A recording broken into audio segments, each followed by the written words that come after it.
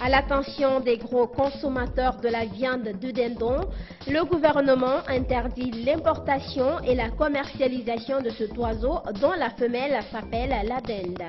C'est une alerte de contamination qui a poussé le gouvernement à prendre cette décision selon son communiqué publié hier dans la journée.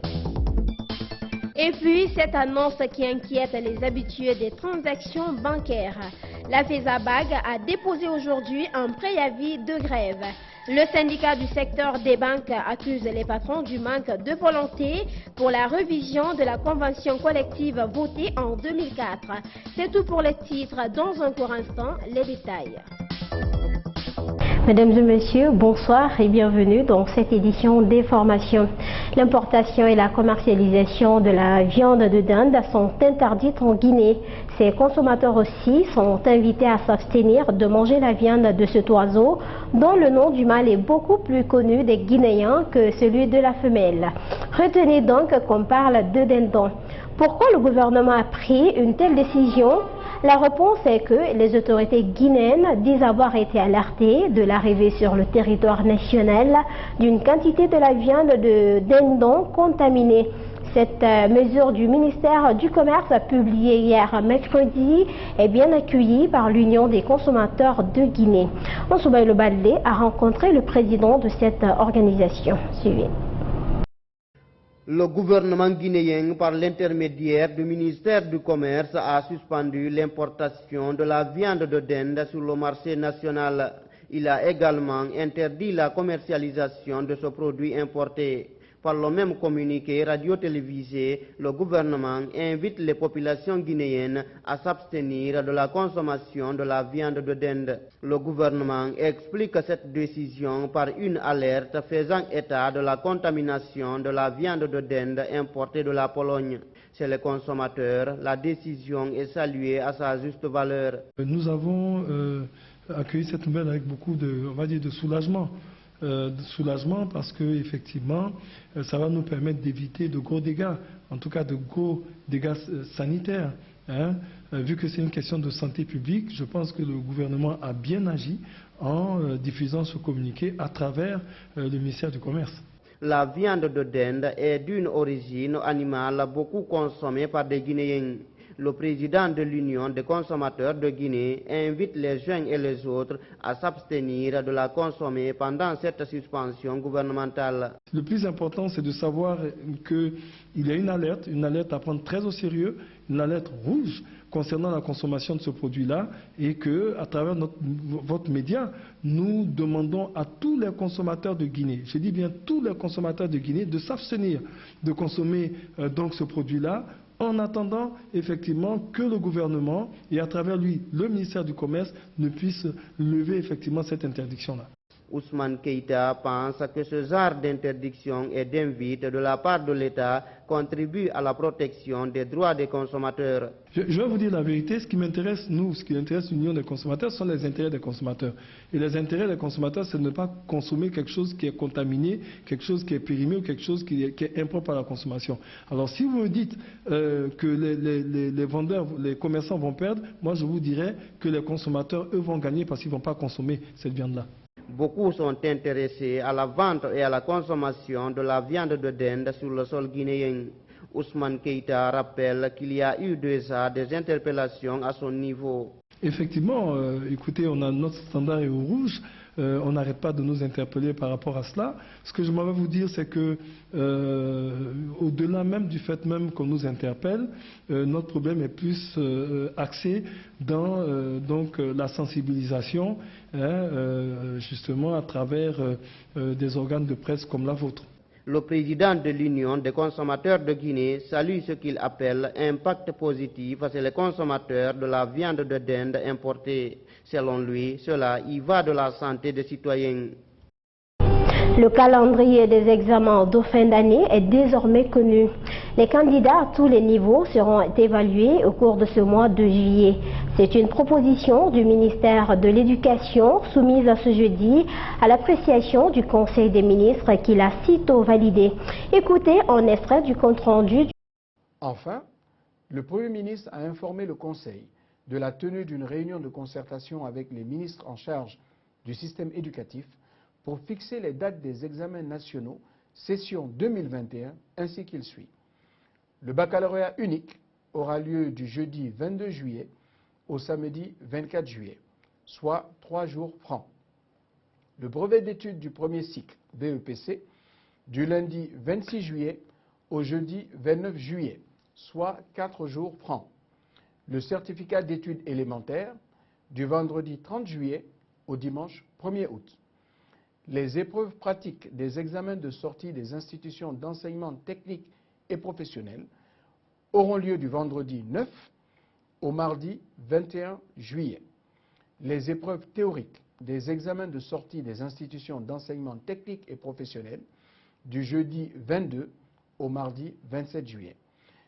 En ce qui concerne le concours d'entrée dans les écoles nationales, techniques et professionnelles, ces concours auront lieu du lundi 6 au dimanche 12 septembre. Le Conseil des ministres a approuvé les dates proposées et décidé que les sujets des examens ne porteront que sur les cours dispensés. Les travailleurs de banque menacent de fermer les guichets dans les jours à venir. Leur syndicat a déposé un préavis de grève dans ce sens. Par cette éventuelle cessation d'activité, la FESABAG entend protester contre ce qu'elle appelle l'inaction des patrons qui refuseraient d'aller à la reprise des négociations pour la révision de la convention collective du secteur bancaire. Suivez. La Fédération syndicale autonome des banques, assurances et microfinances menace d'aller en grève. Pour cause, elle demande la révision de la convention collective. Cette convention, jugée ancienne, date de 2004. Le secrétaire général de la FESABAG et ses collègues ont rendu public un préavis de grève après plusieurs réunions de négociation avec les patrons des banques qui se sont soldées par des échecs. Il y a 2 ans, on a dit à l'APB, révisons cette convention. Elle n'est plus adaptée au contexte actuel. Cherchons à l'adapter, donc discutons. On dit non, attendez l'année prochaine. 2020 arrive, c'est la pandémie qui tombe, on ne peut rien faire. Et ils ont tellement entraîné les pas que nous sommes aujourd'hui dans une situation d'impasse totale. L'APB a fait exprès de mettre devant nous des directeurs négociateurs sans pouvoir, sans aucun mandat. On a fini par conclure qu'il faut déposer le préavis de grève, parce que ça c'est la demande de l'ensemble des représentants de l'ensemble des travailleurs. Les employés des banques, assurances et institutions de microfinance veulent que la convention collective de 2004 soit adaptée à la réalité économique de nos jours. Vous savez, chaque année, l'inflation, c'est-à-dire la perte du pouvoir d'achat. Mettons le principe que chaque année, au 31 décembre, l'inflation annoncée par la Banque centrale, par le gouvernement, soit prise en compte dans nos salaires, dans la valorisation de nos salaires. Ça, ce n'est pas une augmentation de salaire, c'est une correction du perte du pouvoir d'achat. Abdoulaye Sow invite ses collègues banquiers à prendre part à une assemblée générale extraordinaire prévue ce lundi 5 juillet de 8h à 12h. Le lundi de 12h, de 8h à 12h, toutes les banques seront fermées. C'est l'assemblée générale d'information pour que nous échangions. C'est la force d'un syndicat, ce n'est pas les élus, c'est la base. C'est l'ensemble des travailleurs. Nous allons discuter avec eux, donner des explications pour que eux nous donnent la conduite à tenir, pour que eux puissent se mobiliser ou pas derrière nous par rapport à cette situation. Scandale d'Amaro à l'Assemblée nationale. Pour la première fois, un député s'est publiquement exprimé sur cette fronde qui secoue le président du Parlement guinéen depuis quelques jours. Plusieurs de ses collègues issus du parti au pouvoir l'accusent du favoritisme dans l'octroi des marchés aux membres de sa famille, notamment sa fille. La fronde est tellement sérieuse que des prosés anti-Damaro se seraient même livrés aux échanges de coups sur fond de bagarres arrangées. Mamadou Tanoba. Le président de l'Assemblée nationale fait face à une fronde interne depuis quelques jours. La gestion d'Amadou Damaro Camara est remise en cause par un groupe de députés issus de la majorité parlementaire. Pour Abdoulaye Sano du MPDG de Siaka Bari, il s'agit d'une question d'intérêt personnel. Il parle de diffamation contre le président de l'Assemblée nationale. Les gens en parlent, ce n'est plus des rumeurs parce que tout le monde actuellement est informé par rapport à cela. Je pense que c'est concernant cette fronde. Mais moi, ce que je dirais à tout un chacun, je dirais tout simplement que c'est une question d'intérêt personnel. Parce que vous ne pouvez pas acclamer les faits de quelqu'un, vous ne pouvez pas admirer quelqu'un et à la dernière minute, vous cherchez à le dire, à le diffamer. Tout serait parti d'un contrat de rénovation des bureaux de l'Assemblée nationale obtenu par la fille d'Amadou Damaro Camara. Abdoulaye Sano estime que la fille du président de l'Assemblée nationale a bien fait les travaux de rénovation des bureaux.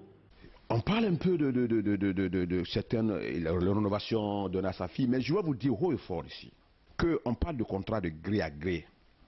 Mais dans ce contrat de gré à gré, dont la fille de Damaro fait partie, je le dis encore, c'est la fille de Damaro qui a fait la meilleure prestation au niveau de la rénovation. Il y a eu des contrats ici, dont le bureau ont été mal conçus, ont été très mal rénovés. Mais lorsque vous regardez la rénovation de la fille de Damaro par rapport à d'autres, chapeau pour elle. Pour ce député, il n'y avait pas lieu de se livrer à un tel comportement. Il soutient que le linge sale devait se laver en famille. Moi, je pense qu'il était mieux. La meilleure manière, c'était de se concerter à l'interne et trouver une solution, comme on le dit le plus souvent, laver les linges sales en famille. Les pros Damaro et les frondeurs sont même en venus au coup de poing. Abdoulaye Sano a confirmé cette information. Oui, c'est évident, il y a eu une bagarre avant-hier au sein de la mouvance. Moi, je l'ai appris et c'est un fait. Il y a eu même des casses, même des télés. Entre le frondeur et d'autres, c'est-à-dire je vais dire les pros Damaro et les frondeurs, il y a eu même la casse des télés, c'est vrai, c'est tout à fait vrai, il y a eu des cassures au niveau du bureau du groupe parlementaire, du groupe de la mouvance présidentielle, c'est vrai. Ce député qui pour le moment déclare ne rien reprocher au président de l'Assemblée nationale n'est pas opposé à un audit de la gestion d'Amadou Damaro Camara. On revient sur ce congrès électif qui a renouvelé hier le bureau exécutif de l'Union des radiodiffusions et télévisions libres de Guinée, Urtelgui. À l'issue du vote, c'est le coordinateur général du groupe Gangan qui a été élu président de l'Urtelgui. Aboubacar Camara l'a emporté avec 46 voix contre 4 pour son challenger. Il faut rappeler qu'Aboubacar Camara était secrétaire général de l'ancien bureau et depuis plusieurs mois, il en était le président par intérim cumulativement à son poste. Il connaît donc bien cette grande organisation qui coordonne les médias audiovisuels privés du pays. Suivez les détails avec Souri Kangabangoura et Mohamed Lamine Fox. Aboubacar Camara, élu président de l'Urtelgui. Ce mercredi, le siège de l'Union des radiodiffusions et télévisions libres de Guinée était archi-comble. Dans la salle, la quasi-totalité des membres dirigeants des médias audiovisuels privés de la Guinée. Le vote se passe à huis clos. Les médias attendent donc dehors. L'attente est longue. Près de 3 heures pour élire de nouveaux membres du bureau exécutif. Ça se passe sous la supervision de Sanou Karfala Cissé, ancien président démissionnaire, devenu président d'honneur. C'est d'ailleurs lui qui proclame le résultat des votes. À partir d'aujourd'hui, mercredi 30 juin 2021, 13h20, l'Urtelgui a un nouveau bureau exécutif composé de 15 membres. À l'instant, M. Camara a été élu président de l'Union des radiodiffusions et télévisions libres de Guinée. Vice-président, chargé de la mobilisation des ressources et développement, M. Khalil Oularé a été élu par acclamation. Vice-président chargé des stratégies et orientations, M. Moussa Moïse Silla a été élu par acclamation. Secrétaire général, M. Talibé Bari a été élu par acclamation. Le vote ne souffre d'aucune contestation. 15 personnes sont élues sur 17 candidats. Le nouveau président s'en réjouit. Je voudrais très sincèrement remercier et féliciter l'ensemble des congressistes qui étaient présents dans cette salle, qui ont décidé devant les hommes et devant Dieu de nous confier les destinées pour les 3 prochaines années de notre grande union, l'URTELGI, l'Union des radiodiffusions et télévisions de Guinée. Ce nouveau bureau est élu pour 3 ans, renouvelable une fois, et aura pour tâche la gestion de l'ensemble des médias audiovisuels membres de l'URTELGI. Incendie avec de nombreux dégâts matériels à Matoto Bafon. C'est mardi soir que des flammes impressionnantes se sont emparées d'une concession dans ce quartier de la plus grande commune de Conakry. Reportage Tambade Alino et Abdoulaye Keïta. Ce mardi, dans les environs de 18 h, la famille Bangoura, assise au quartier Matoto Bafon, a été surprise par des flammes. Il n'y a pas eu de mort dans cet autre incendie, mais 2 appartements de 8 chambres, 2 salons, tous meublés d'objets de valeur, sont calcinés. Buntourabi Touré est témoin des faits. On était assis dehors hier, on mangeait en ce moment. Il y a mon petit-fils qui est sorti, il m'a réclamé que le feu a pris à midi. Vous voyez, mais c'était en ce moment une chambre. Directement, j'ai appelé les sapeurs-pompiers. Ils m'ont dit qu'ils n'ont pas de carburant. Il n'y a pas de secours en ce moment. J'ai appelé mon oncle pour qu'il puisse appeler les CDG pour couper le courant, quoi. Donc lui aussi, il m'a dit directement qu'il n'a pas le numéro de ceci. Maintenant, j'ai commencé à faire des appels maintenant par des bonnes personnes. Ils m'ont aidé et les sapeurs-pompiers sont venus. Mais au moins que les gens sont venus, c'était trop tard. Et voilà, mesdames et messieurs, c'est la fin de ce journal réalisé par toute l'équipe de Ganga RTV. À tous, merci de l'avoir suivi et merci de votre fidélité. Bonsoir. Il dormait, d'après les explications, qu'il a vu les fumées, qu'il est sorti en courant, il est allé trouver ses grandes sœurs qui étaient assises ici au salon en train de regarder leur feuilleton. Si c'est vie magique quoi, je ne sais pas. Bon, qu'il a alerté ses sœurs, mais ces gens-là n'ont pas écouté, qu'ils ont tapé le petit et l'ont fait retourner le petit dans la chambre. Entre-temps, le petit est ressorti pour leur dire encore pour une 2e fois qu'il y a du feu. Mais ils étaient là tous, concentrés sur leur feuilleton. Quelque chose était branché là hier. Non, il y a eu des coups de circuit au niveau des plafonds ici, d'après les explications. Pour l'heure, difficile d'avoir une idée précise sur l'étendue des dégâts causés. Hawa Condé leur estime à plus de 40 millions de francs guinéens.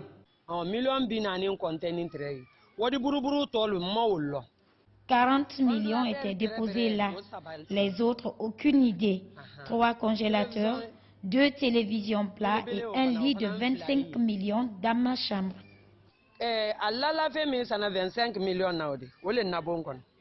Propriétaires et locataires sollicitent l'aide des bonnes volontés pour au moins se trouver un abri en cette période de grande pluie. Je demande au président de nous aider.